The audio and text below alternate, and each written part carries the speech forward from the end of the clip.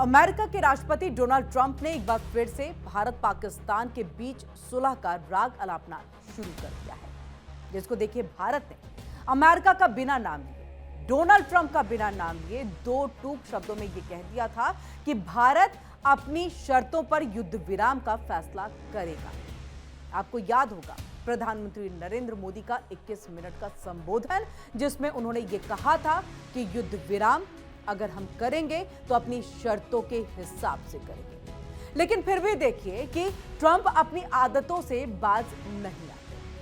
Truth social पर उन्होंने post करते हुए ये कहा कि इजराइल और ईरान के बीच समझौता कराने के सिलसिले में फोन पर बहुत सारी बातें हो रही हैं और अलग से बैठकों का दौर भी जारी है।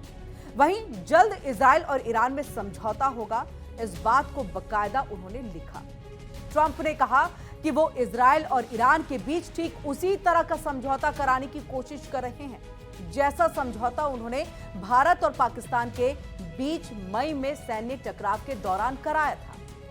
आगे उन्होंने क्या कहा वो हम आपको बताएं, लेकिन आपको बता दें ट्रंप लगातार इस बात को लेकर के ये कहते हुए दिखाई दे रहे हैं और कई मंचों से ये कह रहे हैं कि उन्होंने ट्रेड न करने की धमकी दी थी और उन्होंने कहा था अगर युद्ध बंद करोगे तो ट्रेड जैसा था वैसा चलता रहेगा, यानी कि व्यापार जैसा था वैसा चलता रहेगा और दोनों देशों के साथ बराबर, यानी कि उन्होंने भारत को और पाकिस्तान को एक ही तराजू पर तौल दिया था। और अब इसी बात को लेकर के वो कह रहे हैं कि इजराइल और ईरान ठीक वैसा ही हम यहां पर समझौता कराएंगे, यानी कि ट्रेड को लेकर के उन्होंने ये कह दिया कि व्यापार हम तभी करेंगे जब आप युद्ध बंद करोगे। ये इस तरह से जो है ट्रेड की एक धमकी जो है ट्रंप की तरफ से दी जाती है, लेकिन भारत लगातार इस बात को नकारता है और हमेशा से ये कहा है कि अगर पाकिस्तान के साथ किसी भी तरह की कोई भी बातचीत है वो द्विपक्षीय होगी, उसमें तीसरे का कोई हस्तक्षेप नहीं होगा।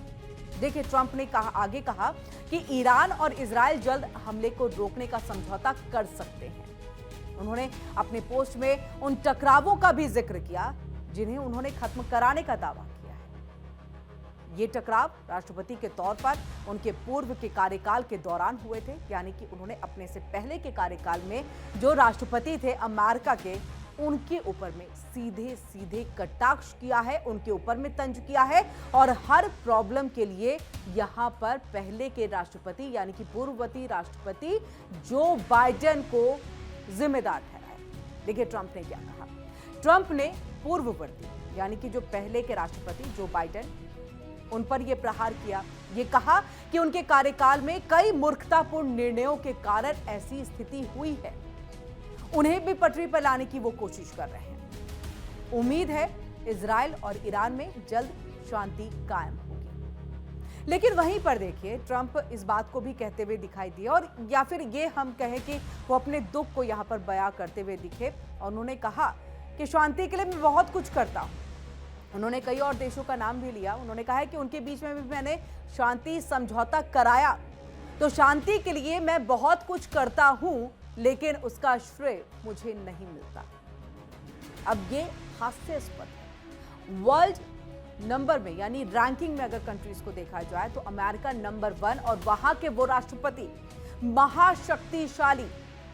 अब ऐसे में अगर ये उनका कहना एक इमेच्योरिटी उनकी दिखाती है कि वो इतने इमेच्योर हैं, वो ये कहते हैं कि मैं इतनी कोशिश कर रहा हूं लेकिन मुझे श्रेय नहीं मिल रहा, मुझे क्रेडिट नहीं दिया जा रहा।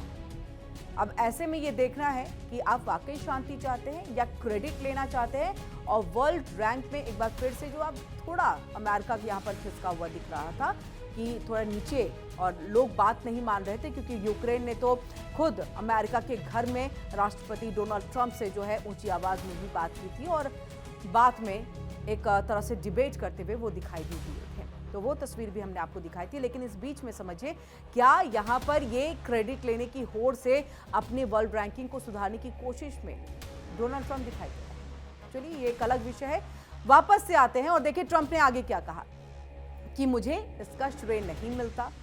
लेकिन ठीक है, आम लोग समझते हैं मध्य पूर्व को एक बार फिर से महान बनाऊंगा, ये बात डोनाल्ड ट्रंप कहते हुए दिखाई देते हैं। ऐसे में देखिए ट्रंप ने ईरान को भी चेतावनी दे डाली है और उन्होंने क्या कुछ कहा उससे पहले आपको बता दें ये पूरा मामला क्या है, क्यों इजराइल और ईरान के बीच में जो ये युद्ध का दौर है वो चल रहा है।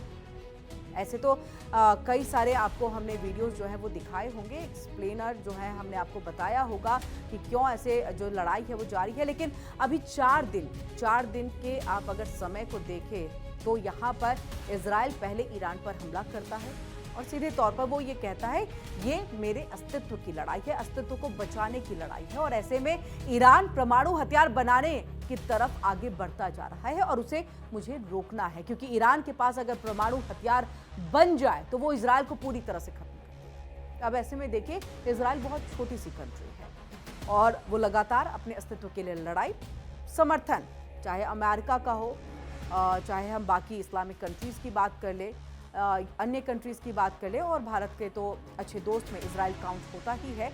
ऐसे में सबका समर्थन जो है इजराइल को प्राप्त है। अब उसके बाद ईरान भी इधर से जो है पलटवार करता है, काउंटर अटैक ईरान की तरफ से भी किया जाता है, फिर इजराइल करता है, फिर काउंटर अटैक ईरान करता है। और ऐसे 4 दिनों से हम लगातार देख रहे हैं ये युद्ध का दौर जो है जारी है, मिसाइलों का बमबारी का दौर जारी है। और इसमें कभी इजराइल का पलड़ा जो है वो भारी होता है तो कभी ईरान का पलड़ा भारी होता है। लेकिन अब बड़ा सवाल यही है कि अब इसको लेकर के रशिया की तरफ से, रशिया कूद नहीं सकता क्योंकि यूक्रेन से उसका युद्ध लगातार जारी है। ऐसे में वो ना ईरान का साथ दे सकता है ना इजराइल का साथ दे सकता है। ऐसे में सिर्फ जुबानी तौर पर युद्ध को रोकने की बात कहते हुए नजर आ रहे हैं कि संघर्ष विराम होना चाहिए। वहीं अमेरिका की तरफ से डोनाल्ड ट्रंप लगातार उनकी कोशिश है कि अपनी छवि को हम शांति दूत के तौर पर बनाएं, लेकिन कहीं ना कहीं अगर युद्ध के पर्दे के पीछे की तस्वीर को देखा जाए तो अमेरिका सबसे बड़ा सपोर्टर है इस युद्ध को लेकर के, क्योंकि जिस तरह से वो इजराइल को, क्योंकि देखिए अगर परमाणु हथियार ईरान यहां पर बना लेता है तो ये सबसे बड़ा खतरा अगर किसी के लिए होगा तो वो अमेरिका के लिए खतरा होगा। अमेरिका को एक और देश से जो है थोड़ा सा बच के रहने की जरूरत पड़ेगी और यही बहुत बड़ी वजह है कि यहाँ पर इजराइल को उसने सामने किया है, पीछे से वो ये कह रहा है वो परमाणु हथियार बना रहा है, तुम्हारे अस्तित्व को खतरा है और ऐसे में तुम्हें उसको हराना चाहिए, तुम्हें उसे खत्म करना चाहिए। और इजराइल भी लगातार, क्योंकि इजराइल भी बखूबी समझता है ईरान के पास अगर ये हथियार आ गया तो फिर दिक्कत हो जाएगी। अब देखिए यहाँ पर ट्रंप की तरफ से ईरान को क्या चेतावनी दी गई है। अमेरिकी राष्ट्रपति ने यह कहा कि इजराइल और ईरान का टकराव आसानी से खत्म हो सकता है। रूस के राष्ट्रपति व्लादिमीर पुतिन भी यही चाहते हैं, क्योंकि ट्रंप की और पुतिन की फोन लाइन पर बातचीत हुई। ट्रंप ने इजराइल की कार्रवाई पर खुशी जाहिर की है, लेकिन स्पष्ट भी कर दिया कि ईरान पर हमले में अमेरिका शामिल नहीं है और इसलिए ईरान किसी भी अमेरिकी ठिकाने को निशाना बनाने की गलती बिल्कुल भी ना करे। और अगर ईरान ऐसा करता है तो अमेरिका उसे ऐसा सबक सिखाएगा जिसकी उसने कल्पना तक नहीं की। ये डोनाल्ड ट्रंप की तरफ से चेतावनी है ईरान को। अब ऐसे में देखिए एक देश और जिससे अपना देश तो संभल नहीं रहा, लेकिन वो कूद पड़ा है इजराइल ईरान के युद्ध के अंदर में। और मुझे लग रहा है आप समझ गए होंगे हम पाकिस्तान की बात कर रहे हैं। हम ऑपरेशन सिंदूर, यानी कि भारत की तरफ से ऑपरेशन सिंदूर होता है, उसके बाद मिलिट्री एक्शन होता है तो आप वॉशिंगटन पहुंच जाते हैं, वहां का दरवाजा आप खटखटाते हैं। और अब आप ईरान का साथ देने की बात कर रहे हैं और ये कह रहे हैं कि इजराइल ने अगर न्यूक्लियर बम ईरान पर छोड़ा तो हम ईरान के साथ रहेंगे और हम न्यूक्लियर बम जो है वो इजराइल के ऊपर में छोड़ेंगे। अब आप समझिए इस बात को, लगातार हम देख रहे हैं जब से पहलगाम हमला हुआ है उसके बाद से पाकिस्तान लगातार न्यूक्लियर की धमकी भारत को भी दे रहा है और अब तो इजराइल को भी देने लगा है।